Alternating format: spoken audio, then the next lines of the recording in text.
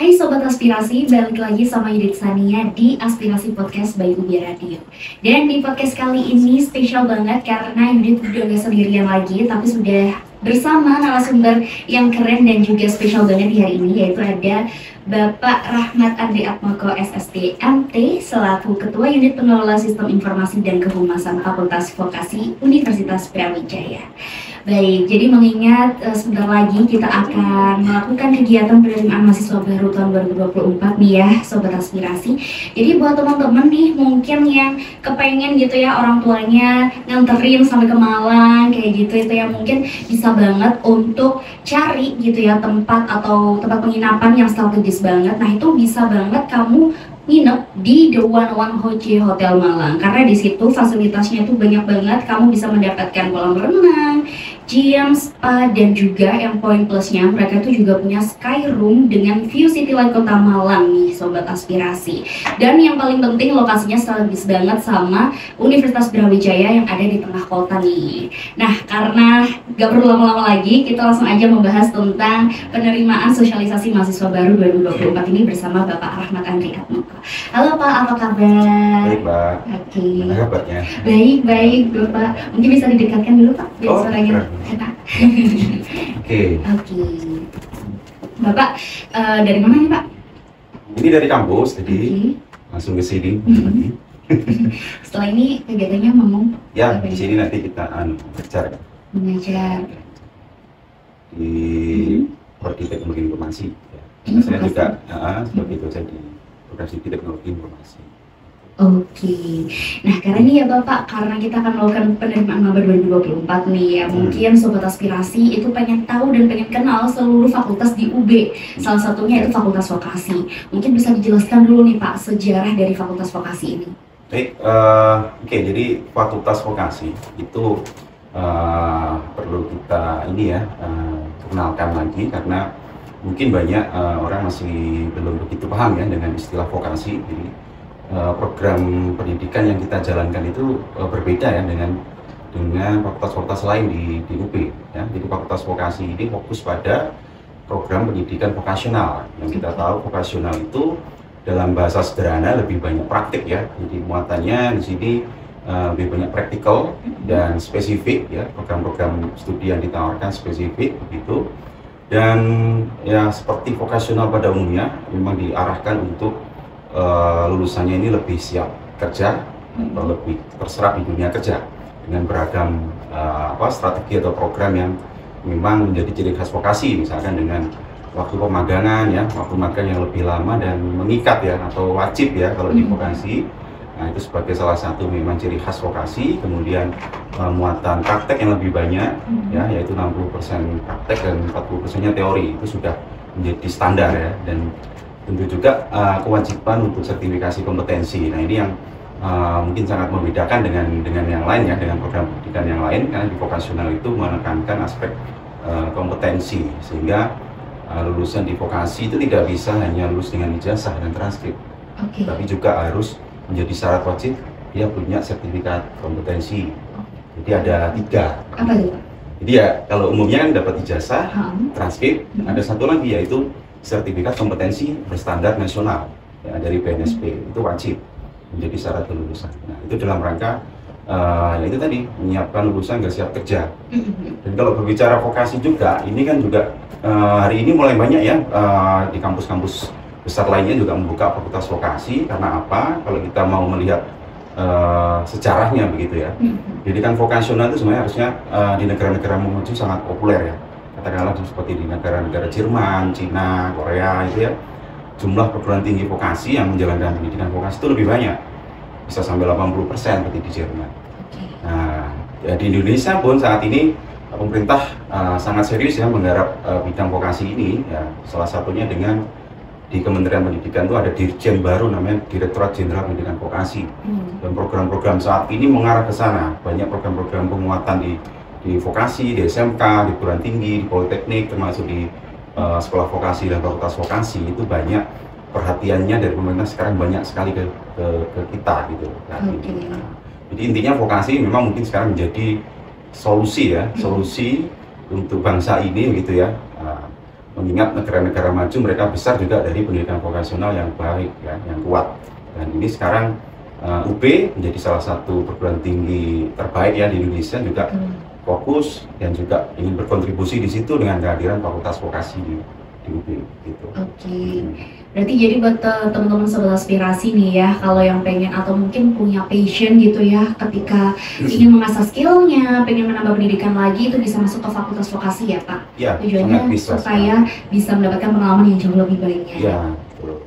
Oke, Bapak, karena udah dijelaskan gitu ya terkait tentang vokasi itu apa, mungkin bisa dijelaskan Pak, di Fakultas Vokasi Universitas Brawijaya ini terdapat berapa prodi? Ya, sekarang kita posisi saat ini adalah di bawah program studi ya, dan vokasi, pendidikan vokasi di UB itu sebenarnya sudah jalan sejak tahun 2009. Ya, cuma 2 tahun ini kita beralih status menjadi fakultas ya, menjadi fakultas yang mandiri begitu, yang namanya fakultas vokasi. Dahulu di 2009 namanya program pendidikan vokasi. Nah, saat itu juga sudah banyak program-program studi yang dibuka saat itu ya. Seiring dengan dinamika yang ada, hingga tahun ini kita memiliki 5 program studi ya, yaitu program studi keuangan perbankan, program studi administrasi bisnis, program studi keuangan perbankan, administrasi bisnis, kemudian D3 teknologi informasi, sarjana terapan manajemen perhotelan, dan sarjana terapan desain grafis. Nah, ini kita didorong ya untuk mulai tahun ini kita memperbanyak lagi program studi karena memang bidang vokasional ini lagi banyak dibutuhkan begitu. Nah, ini saat ini kita menyiapkan 4 program studi yang akan dibuka di tahun depan. Ya, di tahun 2025. Oke. Apa aja itu Pak? Oke, jadi yang akan dibuka nanti ada sarjana terapan ya, rekayasa perangkat lunak, kemudian sarjana terapan bisnis jasa makanan halal, ada sarjana terapan keuangan dan perbankan, dan sarjana terapan bisnis internasional. Itu yang ini sekarang lagi proses di Senat. Insya Allah nanti kita akan siap di penerimaan Selma di tahun depan sebenarnya. Oke, berarti menarik banget nih ya sobat aspirasi, ada banyak sekali program studi yang bakalan dibuka di tahun depan gitu. Jadi buat teman-teman nggak perlu khawatir lagi kalau misalkan mau masuk ke vokasi, itu sekarang pilihannya udah banyak banget ya Pak, nggak kalah sama S1 gitu, dan jauh lebih menjurus lagi. Ya, lebih spesifik ini yang seperti itu. Betul. Nah, boleh kasih tahu nggak sih Pak, apa saja fasilitas yang ada di vokasi UB sendiri? Karena mengingat kalau misalkan setahu Yudit ya Pak, fakultas vokasi itu letaknya berbeda nih dari kampus utama UB, ada di kampus dia. Betul. Jadi fakultas vokasi hari ini ada bertempat di 2 lokasi ya. Di gedung utama ada di Jalan Veteran gitu. Di situ adalah home base dari program studi yang niaga ya istilahnya kalau kita ngomong. Itu ada administrasi bisnis dan keuangan perbankan. Termasuk di situ adalah kantor pusat ya. Untuk pimpinan juga berada di situ. Yang kedua ada di Dieng.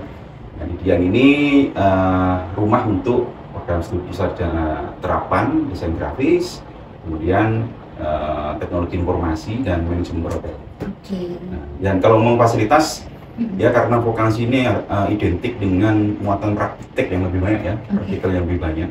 Tentunya di program studi kita sediakan laboratorium yang kita pastikan mahasiswa itu mendapatkan ini ya, experience untuk melakukan praktikal ya, praktikal studi yang lebih praktik. Kelas kita kelas kecil ya, jadi satu kelas itu hanya maksimum 30 mahasiswa, sehingga itu diharapkan nanti semuanya akan optimal menerima materi keilmuan yang akan didapat, terutama yang masalah praktikal tadi. Seperti misalkan di perbankan kita punya mini bank.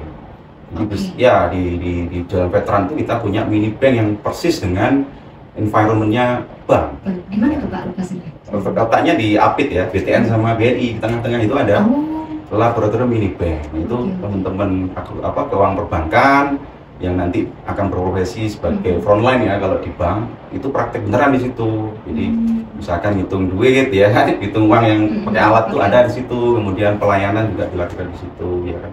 Jadi praktikalnya semirip mungkin dengan environment aslinya gitu. Kalau di Dieng lebih banyak memang di desain grafis ya, studio gambar, termasuk fasilitas pengembangan diri seperti podcast seperti di sini ada di Dieng gitu ya. Kemudian laboratorium terkait dengan teknologi informasi kita juga lengkap di sana di Dieng.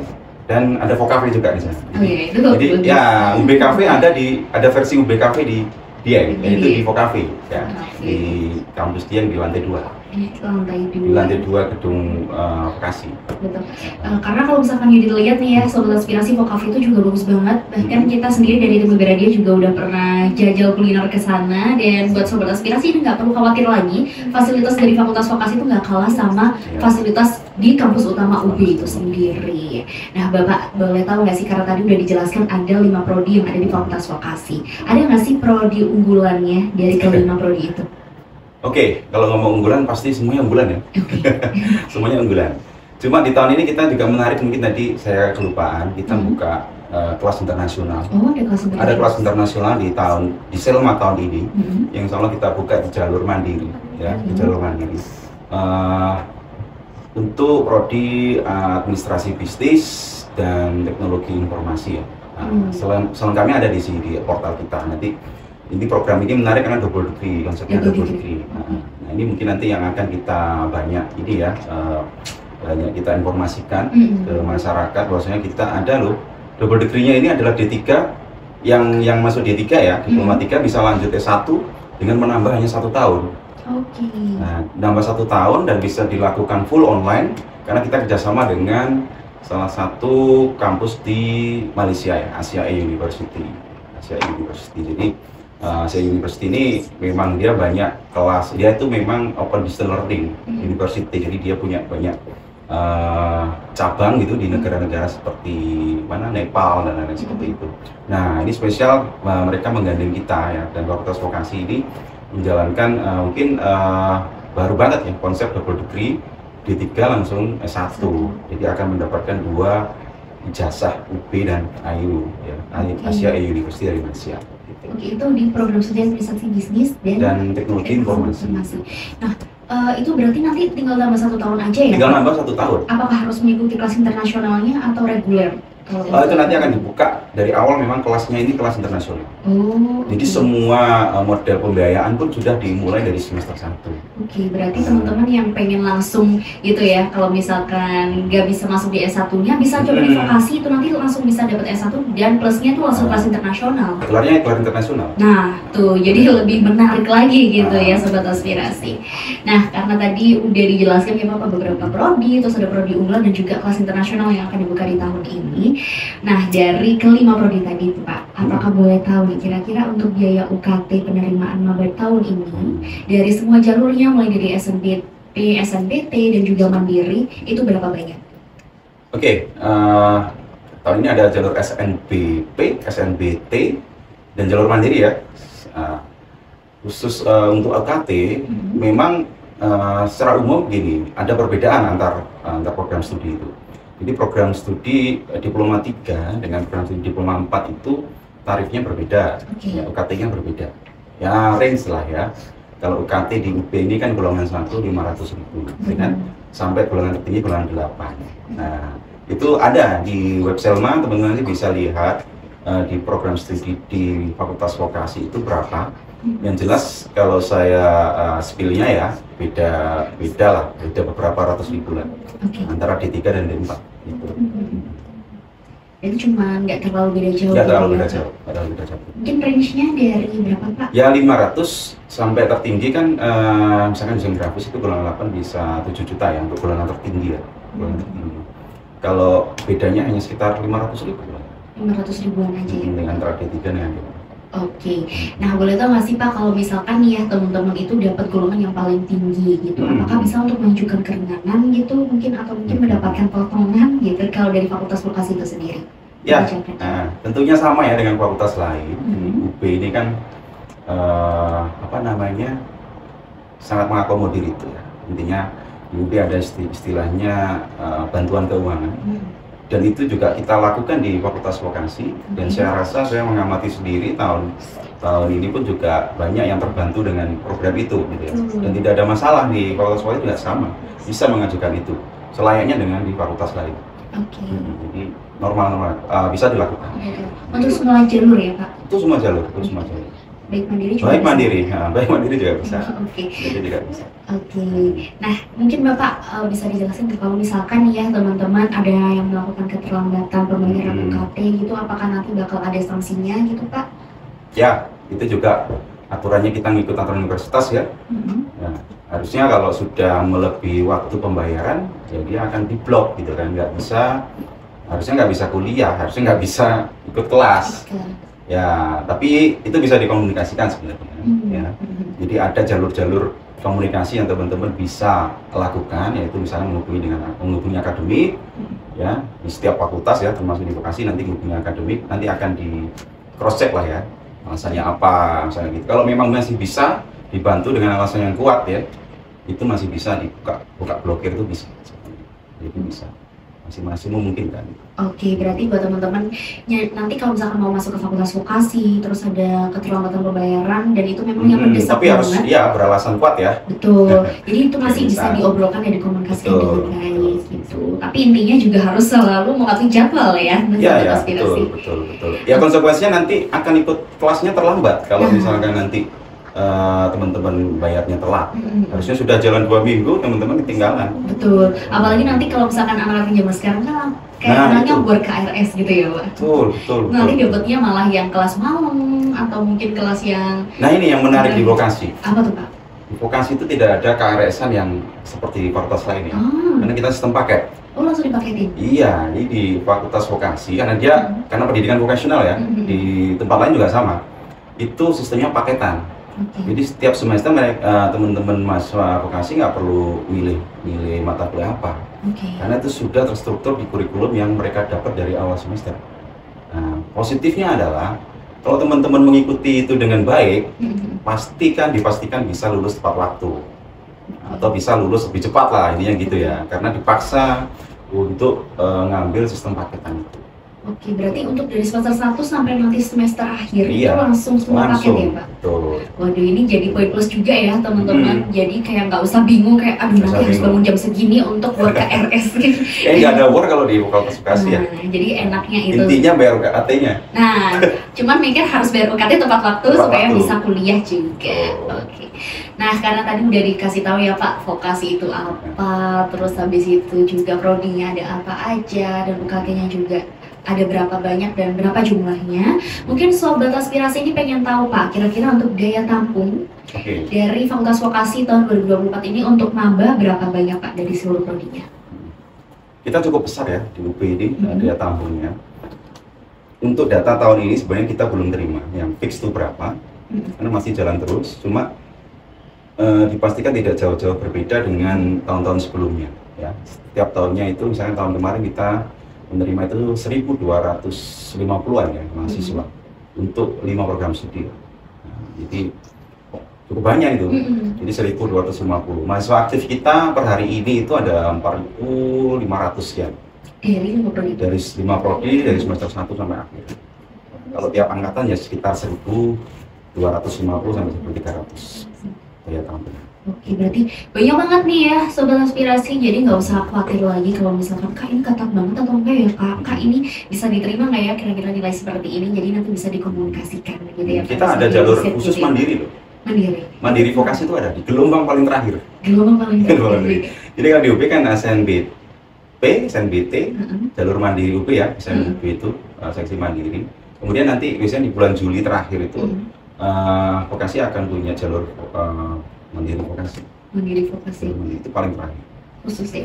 Iya, itu paling terakhir. Itu diaksesnya tetap di Selma? Tetap di Selma. Kita satu pintu lewat Selma. Lewat Selma semua. Ya, Oke, nah karena tadi kita udah membahas dan juga mengulik gitu ya tentang vokasi itu apa, sejarahnya kayak gimana. Mungkin sekarang kita akan mulai masuk ke dalam perkuliahan di Fakultas Vokasi nih Pak ya. Sobat Aspirasi pengen tahu gimana sih kegiatan perkuliahan di vokasi itu. Nah jadi kalau misalkan kita kalau udah jadi maba ya Pak, biasanya kan selalu mengikuti kegiatan ospek universitas kayak gitu. Setelah ospek universitas kita mungkin dialihkan untuk mengikuti kegiatan ospek di fakultas masing-masing. Nah untuk sistem ospek di atau mungkin PKK maba di Fakultas Vokasi itu seperti apa Pak?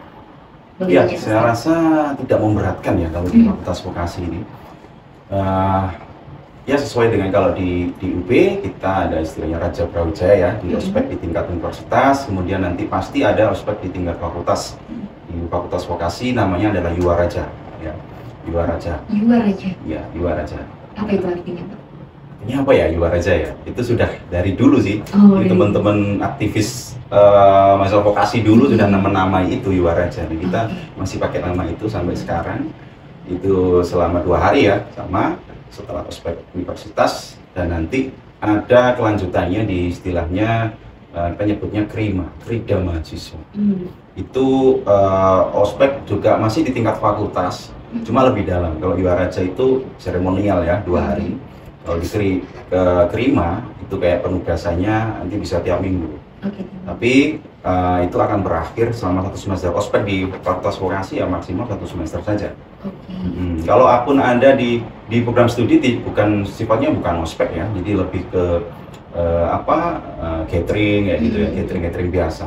Tapi yang wajib diikuti adalah Yuwaraja dan Krima, karena itu menjadi syarat lulus waktu nanti mau ikut yudisium.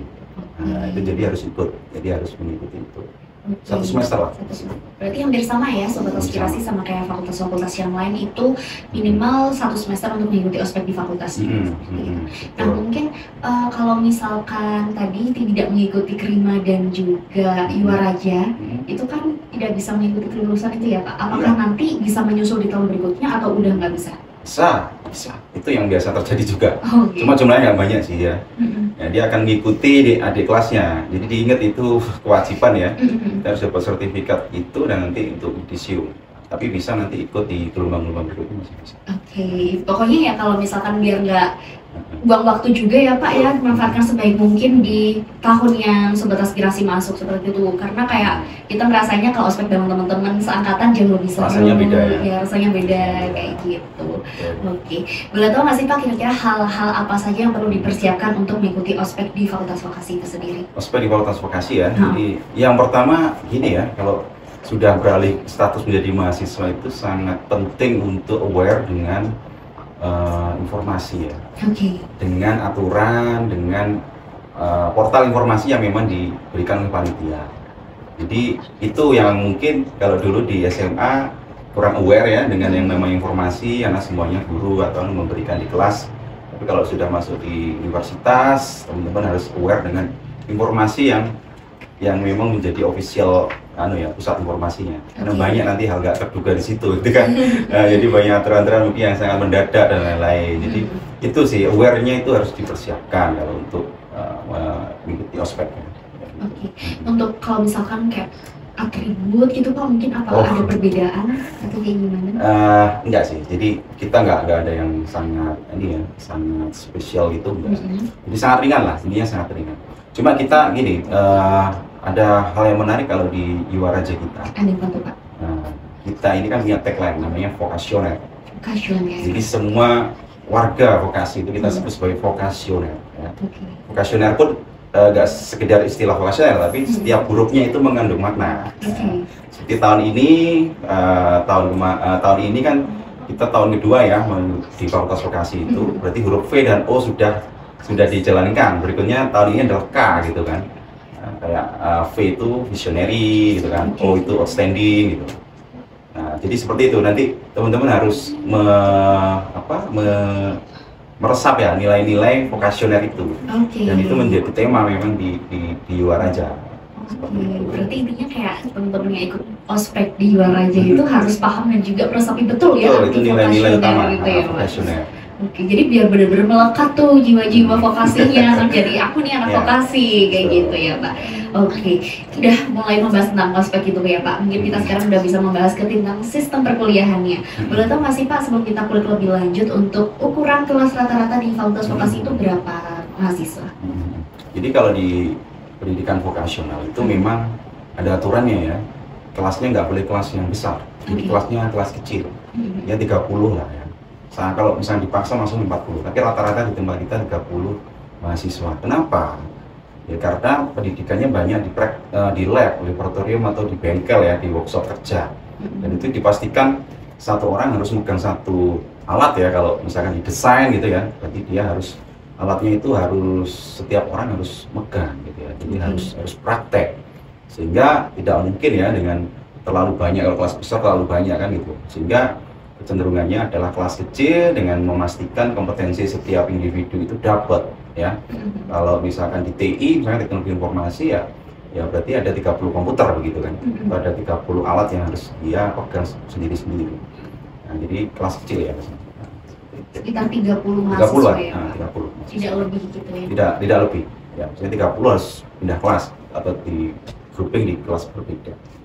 Oke, karena tadi Bapak juga udah mention di atas gitu ya Pak, di tadi awal gitu di atas menurut saya tentang kalau sistem KRS-nya itu dipaketin. Betul. Nah, boleh tahu nggak sih Pak kira-kira untuk banyak kelas mungkin yang bisa diambil tadi kan maksimalnya berapa tuh Pak? Iya, betul. Jadi di vokasi itu ya, maksimum 24 SKS di satu semester. Nah, tapi biasanya ada yang 20 ya. Jadi tergantung setiap kurikulum, setiap program studi. Yang intinya nanti kalau diploma 3 itu maksimum sekitar 108 sampai 108 SKS ya. Ditempuh dari semester 1 sampai 6. Kalau diploma 4 berapa? 144 SKS. Karena itu sama kan dengan sarjana ya. Jadi bebannya sama. Nah, jadi ya sekitar maksimum 24, ringnya ya sekitar 20 sampai 24 SKS setiap semesternya. 20 sampai 24 SKS di setiap semesternya. Oke, berarti sekitar 6 sampai 8 matkul ya Pak? Ya, bisa jadi. Jadi 3-4 SKS ya, ada yang 2 juga. Kalau semester atas, setelah semester 2 itu biasanya lebih gede ya SKS-nya, karena banyak praktek. Ya, biasanya 3-4 SKS. Oke, Sobat Aspirasi. Nah, ini Pak yang mungkin jadi pertanyaan banyak banget Sobat Aspirasi gitu ya, pengen tahu nih kira-kira peraturan kalau berkuliah di Fakultas Vokasi itu kayak gimana nih Pak? Mungkin dari segi berpakaian, kemudian dari segi melakukan ujian itu kayak seperti apa? Oke, kalau secara aturan dari universitas juga ada ya. Misalkan aturan universitas waktu ujian akhir ya, UAS atau TS ya, misalkan tidak boleh cheating ya, atau curang, itu sanksinya cukup ketat ya di kita ya, ponisnya bisa nilai E itu misalnya kalau memang berat pelanggarannya. Kalau masalah keseharian di kelas ini unik ya, uniknya gini, karena di vokasi bisa disebut kayak miniatur UP ya, karena itu ada engineering, ada sosial, jadi ada ya kan, karena jurusannya kan macam-macam ya. Nah, sehingga culture-nya jadi berbeda. Nah, misalkan untuk manajemen perhotelan, teman-teman manajemen perhotelan ini erat kaitannya dengan SOP, misalnya standar operating procedure, aturan-aturan yang sangat mengikat di dunia perhotelan. Jadi mereka kuliah juga, yang saya tahu mereka pakai seragam. Seragam kayak di hotel gitu ya. Jadi ada temanya. Di kelas juga harus seperti itu. Kemudian yang mungkin strict juga di perbankan, karena mereka akan kerja di dunia perbankan, termasuk penampilan sangat diperhatikan ya di keuangan perbankan itu. Jadi penampilan menarik itu ada syaratnya itu di Selma. Nah, jadi memang kita keuangan perbankan ini banyak dosen-dosen dari praktisi ya. Gak hanya di perbankan sih, semuanya. Jadi vokasi UB itu banyak sekali dosen praktisinya. Bahkan proporsinya lebih besar daripada dosen tetap ya. Kenapa seperti itu? Yaitu untuk membangun culture-nya ya, culture praktikalnya atau keterserapan kerja itu lebih masuk akal jika diajar oleh kalangan praktisi langsung. Jadi yang perbankan itu banyak dari bank langsung, manajemen bank yang ngajar gitu. Dari hotel juga orang hotel, sehingga aturannya jadi mengikuti environment-nya di dunia kerja mereka. Untuk DG itu orang seni gitu ya. DG itu orang seni, desain grafis orang seni, TI orang startup gitu kan. Jadi nggak bisa disamakan ini. Jadi kita benar-benar mencoba untuk mengikuti environment tempat kerja kita yang akan kita nanti setelah lulus ini ya, akan kita masuki gitu. Betul. Jadi intinya kalau misalkan Sobat Aspirasi yang masuk di Fakultas Vokasi itu udah nggak perlu kaget gitu ya Pak, kalau misalkan udah terjun di dunia kerja karena udah dilatih mulai dari kuliah. Oke, boleh tahu nggak sih Pak, kalau misalkan di Fakultas Vokasi itu ada nggak sih semester pendek buat teman-teman yang mungkin ingin mengulang mata kuliah yang nilainya mungkin kurang atau ingin mempercepat KRS itu? Mempercepat jelas nggak bisa. Karena vokasi sistemnya pakai. Ya. Kalau memperbaiki bisa. Jadi kita buka di semester pendek yang nilainya E atau D ya bisa memperbaiki di semester pendek. Ya, biasanya di bulan-bulan Juli sampai Agustus bisa. Dari Juli sampai Agustus gitu ya? Ya, di semester ganjil. Semester genap. Semester genap. Range-nya dari 1 bulan sampai 2 bulan? 1 bulan. 1 bulan aja ya Pak? Oke. Nah, karena tadi kita udah tahu ya Pak sistem perkuliahannya tuh kayak gimana, seperti itu. Mungkin bisa dijelaskan lagi nih Pak. Kira-kira ya Fakultas Vokasi, aku boleh tahu nggak sih Pak sudah bekerja sama atau bermitra dengan perusahaan mana aja? Ya, kalau bermitra karena itu jadi ciri khas vokasi ya, kita ratusan ya dengan MOU dengan perusahaan dalam negeri ya. Utamanya untuk pemagangan, karena kita magang ini sebisa mungkin mahasiswa nggak nyari sendiri. Jadi yang tempat magang kita adalah perusahaan-perusahaan yang sudah melakukan MOU dengan fakultas vokasi. Misalkan di perbankan itu banyak bank-bank besar yang memang sudah MOU. Nah, kemudian perhotelan juga hotel-hotel bintang 5 juga ada, ya kan? Mereka semua harus diikat dengan MOU sehingga kerjasama kita itu resmi dan mahasiswa ketika magang itu juga nggak susah-susah nyari tempat magang. Karena itu ciri khas malah, gitu. Dia harus banyak. Langsung. Berarti kalau misalkan nanti mau magang udah nggak perlu cari-cari lagi ya Pak? Langsung di secara umum seperti itu, diarahkan ya, beberapa prodi diarahkan seperti desain grafis diarahkan. Nah, tapi teman-teman boleh nyari sendiri di luar itu juga boleh, ikut MSIP juga boleh, ya, ikut MSIP, kampus Merdeka juga boleh. Tapi kita jamin itulah, karena kita mewajibkan juga harus nyarikan tempat yang bagus sendiri. Karena kita mewajibkan. Gitu. Boleh tahu nggak sih Pak kalau untuk kegiatan magang itu dimulai dari semester berapa? Nah, semester berapa gitu ya? Umumnya semester 5. Semester 5. Semester 5. Jadi nilai full 20 SKS di semester 5 itu akan diambilkan dari tempat magang. Jadi teman-teman harus mendapatkan tempat magang yang baik ya, yang baik karena nilainya juga besar di situ ada 20 SKS. Berarti perkiraan di semester akhir gitu ya? Ya, menjelang semester. Atau kalau anu ya, D3 D4 semester 6 ya, semester 6 atau semester 7. Pokoknya tahun ketiga. Pokoknya tahun ketiga. Berarti bisa ya kalau di 4 sama kayak S1. Nah, ini Bapak, apakah ada kesempatan nih ya buat mahasiswa vokasi untuk mendapatkan beasiswa atau untuk melakukan student exchange gitu Pak? Wah, kita kenceng itu kalau student exchange ya. Jadi di tahun kemarin itu kita juga mendapatkan penghargaan ya sebagai outbound terbaik ya, artinya kita mengirimkan mahasiswa keluar ya. Jadi kita IISMA, teman-teman tahu ya program IISMA yang sangat keren itu. Betul. Vokasi itu punya jatah sendiri. Jadi vokasi di Panitia Pusat IISMA, jenjang pendidikan vokasi itu mendapatkan kuota tersendiri. Jadi kalau teman-teman masuk di vokasi itu tidak bersaing dengan teman-teman dari fakultas yang lain di UB. Bersaingnya adalah dengan fakultas vokasi di Indonesia, karena ada kuota khusus di situ. Makanya kita cukup banyak di ISMA tahun pertama itu kita 10 orang ya, 11 orang misalnya, kemudian tahun kedua juga 10 orang di fakultas vokasi ya, dan mereka banyak di Eropa itu, banyak di Eropa. Jadi untuk ISMA nggak ada masalah ya, sangat berpeluang besar malah. Dan kalau exchange yang lain kita juga ada exchange mandiri. Kita sering dengan Malaysia, kita kemarin berangkatkan 20 orang ke Malaysia. 20 orang, itu banyak loh. Iya, makanya kalau masalah exchange yang lain kita banyak ya, dan sering juga mahasiswa dari luar ke sini ya, mahasiswa Malaysia kemarin 2 kampus juga berkegiatan di sini. Teman-teman berkesempatan untuk interaksi. Berarti peluangnya dan juga manfaatnya banyak banget nih ya, sobat aspirasi ketika masuk di vokasi UB gitu ya. Jadi nggak kalah juga sama kayak S1 di kampus utamanya kayak gitu. Nah, ini Bapak, apakah ada syarat untuk menyeleksi calon mahasiswa baru tahun 2024 untuk masuk ke fakultas vokasi itu sendiri? Sebenarnya tidak ada ini ya, istilahnya kita malah buka banyak pintu ya untuk seleksi tahun 2024 ini. Jadi teman-teman bisa mulai memilih di jalur SNBP, itu bisa memilih vokasi. Dari mulai SNBP yang sekarang nanti jalan ini bisa milih. Ya, kemudian nanti di SNBT itu ada aturan malah. SNBT itu kan bisa milih 4 program studi langsung. Tapi dua harus vokasi. Dua harus vokasi. Jadi makanya nanti teman-teman kalau pengen masuk UB ya vokasinya pilih ya dari fakultas vokasi, karena emang kalau nanti ada kesempatan 4, 2 nggak dipilih gitu kan. Nah, 2-nya harus dari bisa diploma 4, bisa D3 ya. Intinya harus vokasi itu aturannya SNBT. Kemudian jalur mandiri juga sama ya dengan fakultas lain, kemudian jalur mandiri vokasi. Jadi itu kan yang kesempatannya kan banyak berarti ya. Kan begitu. Jadi saya rasa banyak kesempatan untuk untuk bisa masuk ya di fakultas vokasi. Oke, berarti untuk syarat-syarat dan kriteria itu pasti udah tertulis di Selma ya Pak? Betul, Ya, semuanya ada di Selma. Dari penampilan dan lain untuk masuk ke fakultas vokasi udah lengkap di situ. Nah, ada nggak sih Pak dari Bapak sendiri untuk tips and trick buat sobat aspirasi yang kepengen masuk ke fakultas vokasi? Ya, jadi sebenarnya gini, fakultas vokasi atau pendidikan vokasional itu kan basisnya sebenarnya spesifik ya. Artinya teman-teman yang punya passion di situ sebenarnya bisa nih memilih vokasi ya.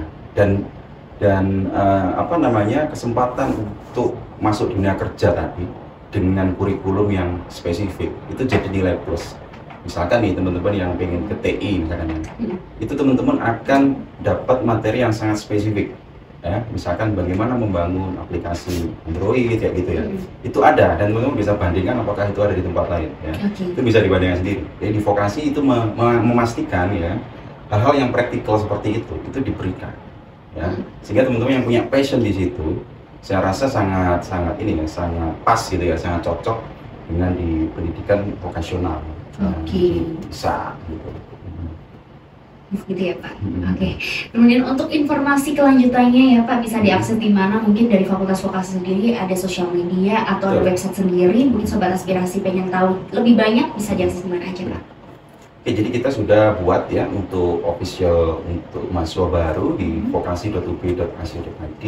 Semuanya lengkap, teman-teman bisa mengenal apa itu pendidikan vokasional dan kenapa harus memilih vokasi UB. Di situ sudah kita buat ya informasinya, dan juga Instagram ya, kita sangat kenceng di Instagram, teman-teman bisa follow di @vokasiub. Oke, jadi informasi lengkapnya bisa di follow di sosial medianya Vokasi dari vokasi.ub.ac.id atau juga di Instagramnya di @vokasiub. Oke, cukup banyak ya sobat aspirasi informasi yang udah kita dapetin dari Bapak Rahmat Andri Atmoko selaku Humas dari Fakultas Vokasi, dan semoga informasi yang sudah kita berikan buat sobat aspirasi bisa membantu jauh lebih banyak gitu ya Bapak. So see you in the next podcast.